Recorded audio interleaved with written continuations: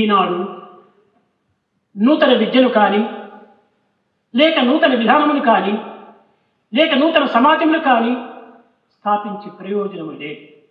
It is no use establishing or starting new types of education and new types of society. ఈనాడు ఉండినటువంటి సమస్యలన్నిటినీ ఇవి ఏమాత్రము కూడా పరిష్కారం చేయలేవు. By such a method, you cannot solve any of the problems existing today. పవిత్ర మనోహృదయులైనటువంటి బాల బాలికలు పెంచాలి. It is necessary to develop individuals, children and students with a pure heart.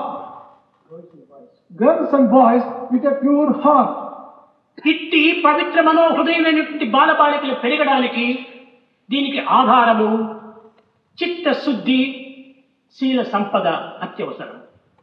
If you should develop girls and boys with pure mind and heart, it is necessary to have a pure heart and then character. చిత్తశుద్ధి. చిత్తశుద్ధి, శీల సంపద అభివృద్ధి కావలనన్నా నీతి నిజాయితీలు కూడా దీనికి ఆధారంగా నిలిచాలి.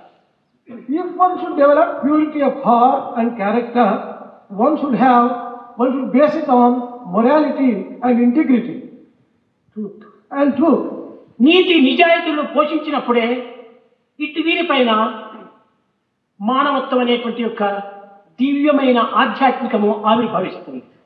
Only when you foster morality and truth, it is possible to develop human personality glowing in all respects. And spirituality also will be developed. కనుక ఆధ్యాత్మికం పైననే నీతి నిజాయితీలు, నీతి నిజాయితీల పైననే చిత్తశుద్ధి, శీల సంపద, చిత్తశుద్ధి పైననే గుణవంతులైనటువంటి పవిత్రమైనటువంటి విద్యార్థులు అభివృద్ధి గాంచడానికి వీలవుతుంది.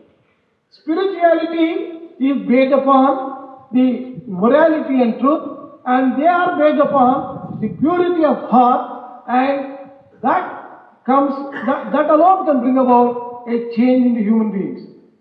కనుక పవిత్ర హృదయులైనటువంటి బాలబాలికల అభివృద్ధి అయినప్పుడే దేశము శ్రేయోరాజ్యంగా, మానసిక కళ్యాణంగా, విశ్వశాంతిని అందిస్తుంది.